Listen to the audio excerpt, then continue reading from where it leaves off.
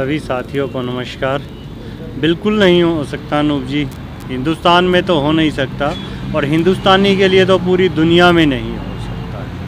तिरंगा ही सर्वे सर्वा है, हमारा सम्मान है और तिरंगे का हम सम्मान करते हैं। जिस तरह से कल्याण सिंह जी के पार्थिव शरीर के ऊपर तिरंगे के ऊपर मोदी जी के सामने भाजपा का झंडा रखा जाता है, तो ये क्या मानसिकता हो सकती है? या गलती से हुआ है या जानबूझ के रखा है?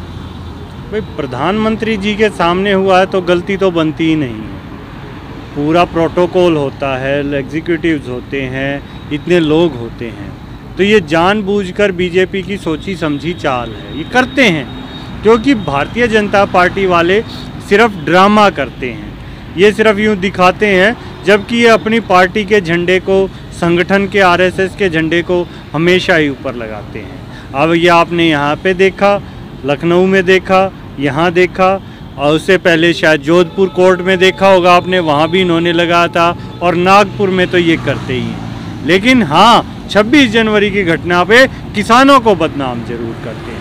इन्हें क्या पता कि तिरंगे का सम्मान जो करता है वो किसान करता है। किसान की बेटे की जब बॉर्डर से लाश लिपट कर आती है तो वो तिरंगे में आती है। उन्हें पता है तिरंगे के लिए जान कैसे दी जाती है। और ये फालतू के ड्रामे और झूठों की सरकार आ गई। इन्होंने जानबूझकर सबके सामने तिरंगे का अपमान किया है। इनको तुरंत इस्तीफा देना चाहिए और इनके खिलाफ मुकदमा दायर होना चाहिए। अब जब से सोशल मीडिया पे वो विजुअल्स और फोटो वायरल हुई हैं, तब से बीजेपी की तरफ से सफाई के तौर पे आए कि कल्याण सिंह की अंतिम इच्छा थी कि मैं जब भी जाऊँ तिरंगे भाजपा के झंडे में जाऊँ। देखिए, कोई बात नहीं, हम सम्मान करते हैं इस बात का। अगर उनकी अंतिम इच्छा थी तो तिरंगे को वहाँ से हटा देना चाहिए था। ये अपने झंडे में लपेटे, उनकी इच्छा पूरी करते। भाई, तिरंगा वहाँ लगाना किस लिए ज़रूरी था? अपना भाजपा के झंडे में लपेटते। लेकिन तिरंगा नीचे करके उसके ऊपर भाजपा का झंडा जो लगाया गया, इसे अपमान कहते हैं। ये सरासर, क्या वहाँ सभी अनपढ़ थे क्या? प्रधानमंत्री सामने खड़े हैं, मुख्यमंत्री हैं, क्या वहाँ प्रोटोकॉल में चीफ सेक्रेटरी होंगे, आईएएस होंगे, आईपीएस होंगे? क्या उनको तिरंगे के सम्मान और अपमान का नहीं पता है? क्या कोई शक की कोई वजह है कि वहाँ अनपढ़ लोग थे? क्या थे? जानबूझ कर किया गया। अरे, तुम्हें चाहिए था भाजपा का, तुम तिरंगा ना लगाते, भाजपा लगाते। अभी आपको लोगों को 9 महीने हो गए गाजीपुर बॉर्डर, सिंधु बॉर्डर और टिकरी बॉर्डर, अनेकों बॉर्डर, दिल्ली के अनेकों बॉर्डरों पे, और योगी जी कह रहे हैं कि ये तो मुट्ठी भर किसान है, मुट्ठी भर किसान हमारा क्या कर रहे हैं? भाई, वो क्या चाहते हैं? मुट्ठी भर किसानों से मतलब क्या है? मैं समझ नहीं पाया उनकी बात। वो चुनिंदा किसान है पार्टी विशेष के। हाँ, तो क्या आमने सामने की लड़ाई लड़ना चाहते हैं? क्या कर लेंगे में शब्द क्या आता है?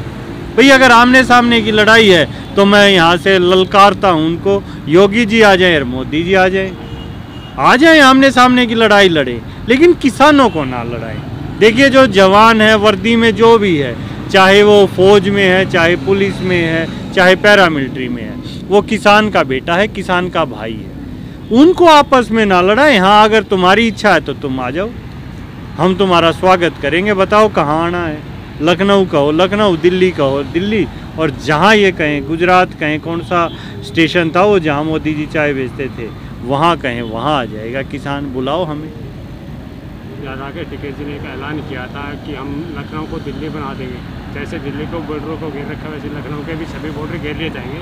वहीं योगी जी का भी बयान आया था, उसी पे भाजपा का बयान पलटवार में आया था कि अगर लखनऊ को दिल्ली समझने की भूल मत करना, बदल उतार दीजिए, तो लखनऊ जाने की आप गलती मत करें। तो कोई बात नहीं, हम तो गए ना, उसके बाद गए राकेश टिकैत जी वहाँ अच्छे से प्रोग्राम किया है। सकते हैं ना, हम से बात की जा रही थी कि लखनऊ को दिल्ली बनाने। भाई, हम अगर सरकार नहीं मानेगी तो वो भी कर देंगे। किस चीज़ की है? हम देश के संवैधानिक प्रक्रिया में विश्वास रखते हैं। हम मानते हैं ये लोकतांत्रिक देश है। संविधान ने हमें हक दिया है यहाँ बैठने का, और संविधान ने इनको कोई हक नहीं दिया है तिरंगे के ऊपर कमल का झंडा लगाने का। इन्होंने जानबूझकर संविधान का अपमान किया। किसान तो संवैधानिक रूप से चल रहा है, हमें क्यों रोका गया? हम यहाँ क्यों बैठे हैं गाजीपुर बॉर्डर पर? हम तो दिल्ली जा रहे थे, दिल्ली रोका। और 9 महीने से किसान क्या मांग रहा है? कोई अमेरिका की संसद से मांग रहे हैं, या यूरोप की किसी संसद से है, या रशिया से है? अपने देश की संसद से हम ये डिमांड कर रहे हैं। हमें नहीं लगते अच्छे कानून? हमें नहीं लगते? क्या हुआ इससे?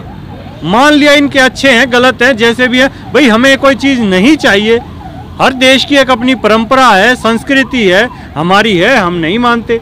किसान है, हमें वो बिल नहीं चाहिए, या तो ये अपने बिल लाएं। भारतीय किसान संघ जो आरएसएस की एक शाखा का उनका जो किसान संगठन है, अब वो भी आपके साथ आ गया, आपके संगठन के साथ वो भी वगैरह भी एमएसपी पे लिखित कानून बनाने चाहिए, क्या आप उसका समर्थन करते हैं? नहीं, आए हैं तो अच्छी बात है, आ जाओ, स्वागत है, लेकिन साजिश के तहत आए हैं तो नहीं गुजरने देंगे। अगर बीजेपी ये सोच रही है कोई ना कोई साजिश कर देगी अपने लोगों को घुसाकर, जो जानबूझकर कर रही है, क्योंकि हम एमएसपी की बात करते हैं, मिनिमम सपोर्ट प्राइस की बात करते हैं, वो प्रॉफिट मेकिंग बात करते हैं।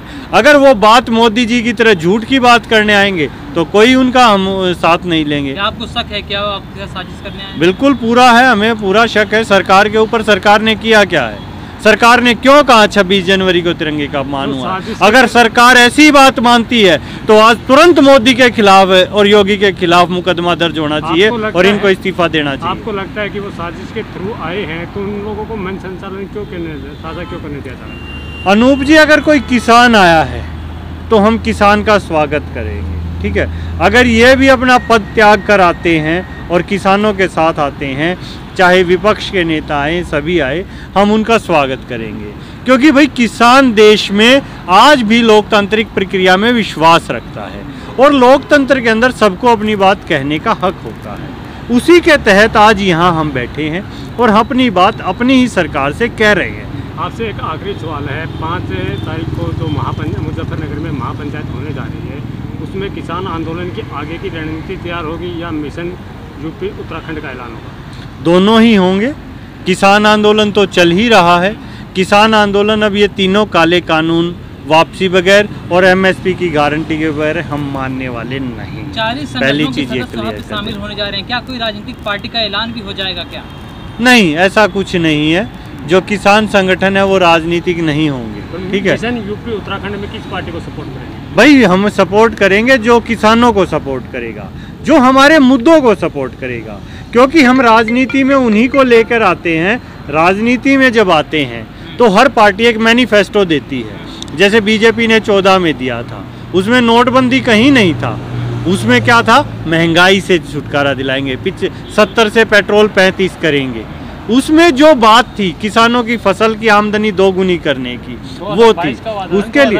हाँ तो 4 महीने हैं ना, 4 महीने में एकदम डबल कर देंगे क्या?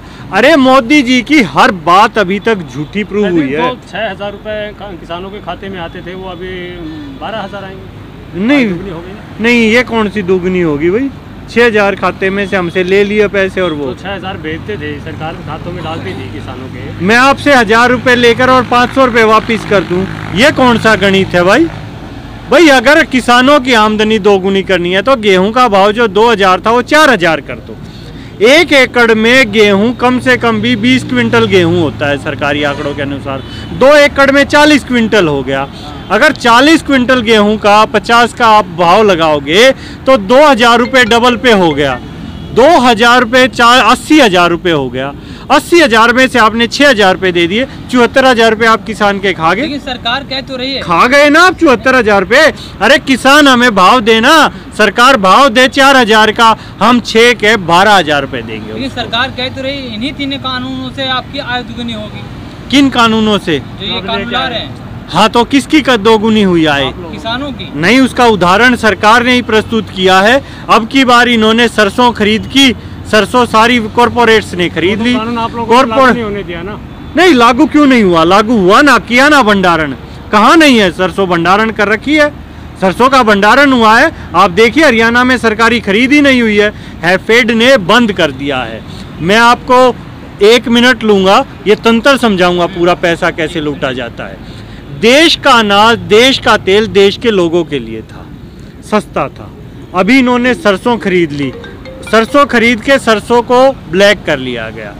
अब उसी सरसों को किसान से तो वो 5,000 रुपये ही गई है, आज उस सरसों का भाव 8,000 हो गया। गरीब आदमी को 20 रुपये लीटर तेल मिलता था, मुफ्त में तेल मिलता था। आज हरियाणा सरकार 250 रुपये उनके खातों में डाल रही है कि 250 रुपये डालेंगे वो तेल खरीद लें। अब 250 रुपये का तेल वो मार्केट से खरीदेंगे ये जो सरकार 250 रुपये दे रही है, ये आम आदमी के टैक्स पेयर का टैक्स का मनी है जो उनके डाल दिया। उसी से वो 250 रुपये का तेल खरीदेगा। वो तेल के पैसे कहाँ जाएंगे? कहाँ गए? वो कॉरपोरेट के पास चला गया। कॉरपोरेट ने पैसा खींचने का माध्यम बनाया और सरकार ने उसमें दलाली की। ये 250 रुपये जो आम आदमी के थे, ये कॉरपोरेट के पास भेज दिए। कैसे भेजे? ये इन काले कानून की वजह से भेज दिए। अगर आपको कल को ऐसा ही अनाज के साथ भी हुआ और रोटी भी कैद कर ली इन्होंने, तो सरकार कहेगी चलो हम कुछ पैसे दे देते हैं। पैसे किसके हैं? किसान के, मजदूर के, देश के आम आदमी के। और वही पैसा कहाँ ट्रांसफर होगा? Ultimately corporate.